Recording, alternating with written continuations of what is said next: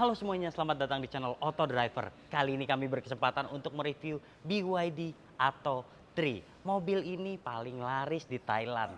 Dan kalau Anda pengen beli mobil ini, kayaknya waktunya sudah dekat karena dia akan masuk ke Indonesia. Ada 3 yang langsung dibawa Build Your Dreams ataupun BYD, yaitu Atto 3, di bawahnya ada Dolphin, dan di atasnya ada Seal. Nah, sekarang kita langsung fokus aja bahas mobil ini karena harganya disebut-sebut cukup bersaing, 500 jutaan, dan kita mau lihat interior serta performanya seperti apa. Buat Anda yang penasaran, saksikan video ini sampai selesai.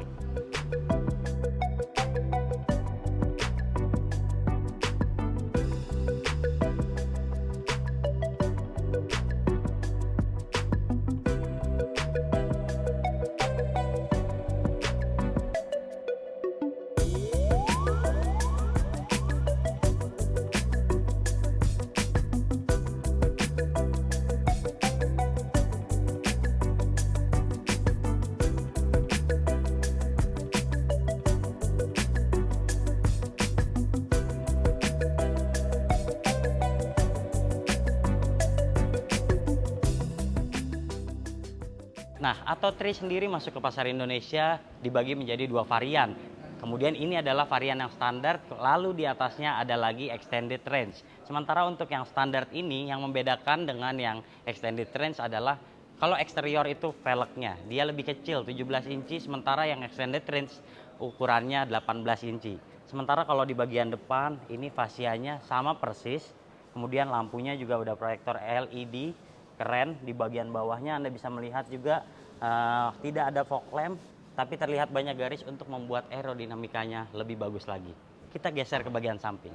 Langsung kita lihat bannya menggunakan merek Atlas, ukurannya 215/60, ringnya 17. Seperti yang saya bilang tadi, kalau yang extended range lebih besar 1 inci. Oke, di bagian samping Anda bisa melihat di sini tempat untuk nge-charge-nya, dan ada AC/DC. Jadi untuk Anda yang ingin daya lebih besar, ini tinggal disesuaikan aja nih.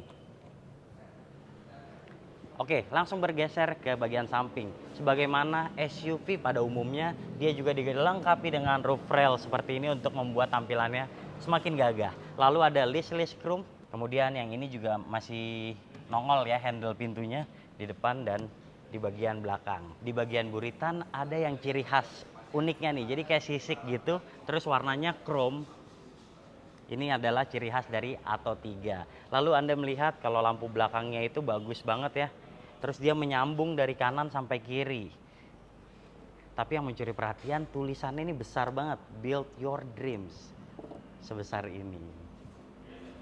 Nah, tulisan Atto-nya sendiri di bawah kanan sini, Atto 3. Dan di bagian kiri ada keterangannya EV. Oke, masih di bagian belakang kita melihat ada stop lamp, lalu ada defogger, ada juga wiper belakang, dan mobil ini sudah dilengkapi dengan antena Sharkfin. Nah, kemudian ini kayak ada sensor-sensor di sini, tentu untuk sensor parkir dan juga kamera 360 karena mobil ini sudah dilengkapi dengan fitur tersebut. Nah, buat Anda yang penasaran seperti apa bagasinya, langsung kita buka. Set. Oke, jadi secara dimensi dia itu bersaing dengan yang namanya Omoda E5. Kemudian dia sedikit lebih kecil ketimbang Ioniq 6. Namun kalau untuk dibandingkan dengan mobil konvensional, dia sedikit lebih besar ketimbang Honda HR-V. Nah, kita lihat inilah bagasinya. Kemudian ini ada tiranya juga seperti ini, bisa dibuka. Nah, kemudian Anda bisa melihat bagasinya itu di bagian bawahnya ada untuk pengisian dayanya lengkap nih. Kemudian dia tidak dilengkapi ban serep, tapi dia dilengkapi dengan toolkit untuk mengisi angin dan cairannya untuk sementara. Oke, lanjut ke bagian depan.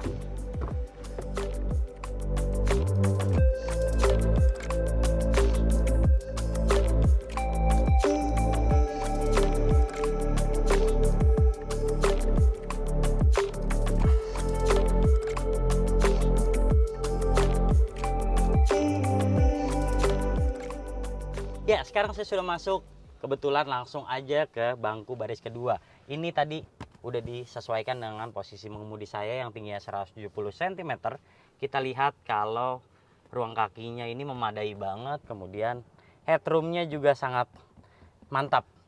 Lalu ini juga ada panoramic roof, jadi kayaknya mewah banget ya, apalagi dia tuh kulitnya terasa premium walaupun agak tipis nih joknya nih. Kemudian dia juga sudah dilengkapi dengan seat belt 3 titik untuk 3 orang penumpangnya. Lalu kalau ingin lebih rileks lagi, ini armrestnya bisa dibuka seperti ini, ada cup holdernya juga sebanyak 2 buah. Nah, untuk tambahan di sini ada untuk ngecharge nih, ada konektivitas, ada satu USB, kemudian satu lagi yang udah Type C. Lalu gadget Anda ataupun handphone Anda bisa ditaruh di sini nih. Ini lumayan dalam loh, jadi kayaknya iPhone yang ukurannya besar juga masuk ke sini. Nah, yang unik dari mobil ini adalah ventilasinya nih. Saya belum pernah lihat sebelumnya, bentuknya seperti ini. Unik sih ya, tapi mungkin terlalu terlihat ekstrim aja. Udah itu aja. Nah, kemudian ini pocketnya kayak gini, lumayan dalam, dan lucunya ini ada lagi di atasnya. Jadi kalau mau ngeletakin handphone, ini lebih gampang nih di sini. Tuh kayak gitu.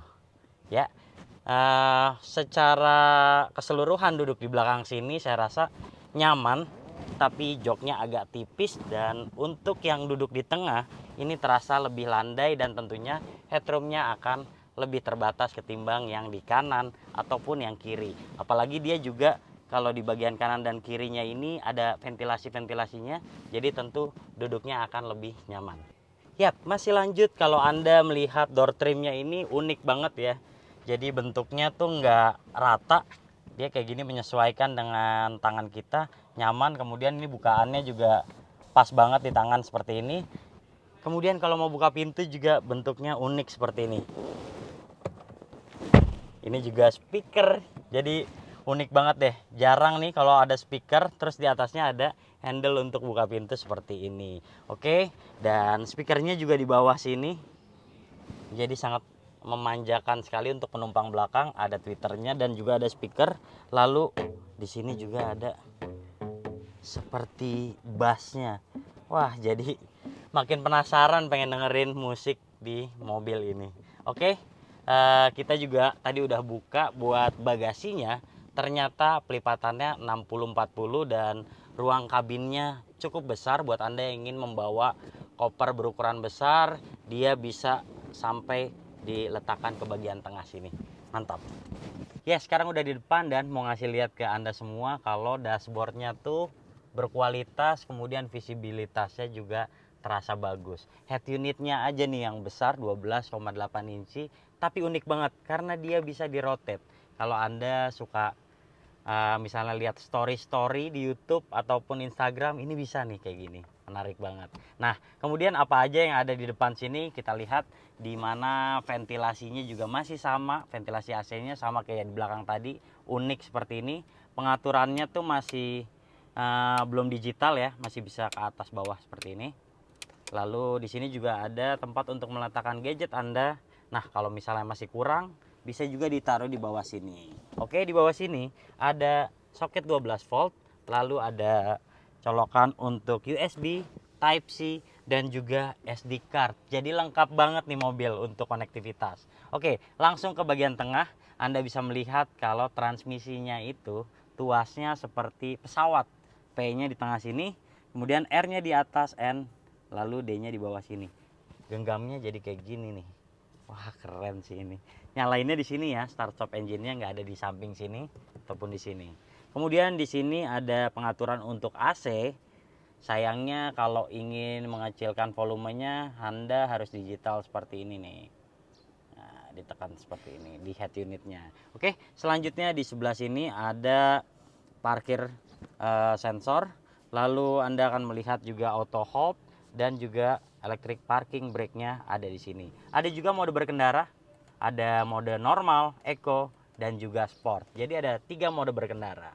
Nah, kalau di lingkar kemudinya ini ada beberapa fitur juga, ada yang sensor 360, kemudian ada juga cruise control di sebelah kiri, dan ada pencatan untuk merotate dari head unitnya ini. Nah, ini unik nih, kayak mobil mini ya, kayak mobil zaman dulu juga klasik. Untuk klaksonnya dia di tengah sini. Lalu di sebelah kanannya ini untuk mengangkat telepon, kemudian ada voice command dan untuk mengatur volume dari head unit ataupun audio tersebut. Nah, lalu ini ada yang mungil MID, tapi menurut saya ini udah cukup lengkap sih. Jadi pengaturannya walaupun ini layarnya kecil banget, tapi kita bisa melihat tire pressure monitoring juga ada di sini. Kemudian kapasitas baterai yang tersisa, lalu ada odometer, lalu juga ada kilometer per hour-nya juga bisa kita lihat di sini. Lalu ada juga nih untuk lane departure warning juga logonya terlihat di MID sini. Oke. Apalagi ya? Ini kali ya yang kita harus bahas di atas ini. Ada bukaan untuk sunroofnya, cukup di slide aja seperti ini. Nah, maka dia akan langsung terbuka otomatis. Menutupnya juga sama, tinggal di slide seperti ini. Oke. Lalu di sini ada lampu, udah putih, kanan kiri tinggal dipencet seperti ini, dan ini juga ada untuk voice command ya, sepertinya di atas ini. Yes. Overall untuk duduk saya yang tingginya 170 cm, ini nyaman sih. Pengaturannya juga sudah elektrik. Dan oh iya, tadi ada pembeda ketimbang model standar range ini adalah kalau yang extended range dia punya speaker yang lebih banyak, yaitu 8 speaker. Kalau yang ini 6 speaker aja. Kemudian yang di extended range dia punya ambient slide, jadi lebih terlihat mewah. Tapi ini juga udah cukup sih sebenarnya yang standar range. Nah, nanti kita akan bahas lagi perbedaan antara keduanya. Tapi kalau di depan ini overall nggak banyak perbedaan ketimbang yang versi di atas ini. Nah, ini juga Anda akan melihat yang namanya sensor, karena mobil ini sudah dilengkapi dengan banyak fitur keselamatan terbaru. Yap, sebelum ke depan ada beberapa hal yang lupa saya sebutkan. Yang pertama adalah kalau versi yang tertinggi ataupun extended range, dia punya bass yang di speaker ini, dia mengikuti ritme dari suara musik tersebut. Wah, menarik banget. Buat Anda yang suka mendengarkan musik, ini pasti ada cita rasa tersendiri tentu menaiki mobil ini. Ada bassnya karena. Kemudian dia itu joknya, dia yang bagian tengahnya ini sama kayak yang di belakang, dia itu banyak pori-pori, penuh ventilasi, jadi nyaman banget untuk didudukin. Kemudian di bagian samping-sampingnya ini juga kulitnya halus dan lumayan empuk nih joknya. Ini juga untuk ruang kepala saya, Anda bisa lihat mantap seperti ini. Dan kalau untuk pengaturan ini juga cukup jauh menurut saya. Jadi sampai belakang kayak gini masih oke nih, visibilitasnya juga masih terlihat dengan jelas. Nah, satu hal yang tadi saya lupa sebutkan juga adalah beberapa kompartemen, seperti di depan ada cup holder di tengah sini, lalu ada ruang penyimpanan di bagian tengah cukup dalam, lalu ada juga kompartemen tertutup seperti ini sih nggak terlalu dalam ya. Lalu yang seperti saya bilang tadi, di bawah sini juga ada ruang penyimpanan tapi terbuka. Di bagian kanan dan kiri ini sayangnya tidak bisa dimanfaatkan untuk menaruh botol yang cukup besar karena terhalang oleh bas yang ada di sini. Oke, lanjut ke depan. Oke, sebelumnya terima kasih kepada BYD Arista Kalimalang yang sudah memberikan kami kesempatan untuk mereview mobil-mobil ini jauh sebelum launching. Nah, sekarang waktunya kita bahas kapasitas baterai dari mobil ini. Jadi ada dua varian, dan ini yang varian standar, yaitu kapasitas baterainya 49,92 kWh. Sementara yang lebih tinggi kapasitas baterainya 60,48 kWh. Nah, range-nya itu beda juga. Yang ini 410 km range-nya, sementara untuk yang lebih tinggi 480 km. Sementara untuk yang versi tingginya itu tenaganya mencapai 201 PS, sementara torsinya di angka 310 Nm. Sementara untuk yang standar ini tenaganya 174 PS, namun torsinya belum diketahui. Oke, jadi mobil ini dilengkapi dengan baterai yang juga berkualitas, karena BYD mengatakan bahwa baterai mereka ini BYD Blade baterai adalah baterai yang kecil namun memiliki kapasitas jangkauan ataupun performa yang lebih baik ketimbang baterai-baterai yang sudah diproduksi oleh mobil listrik saat ini.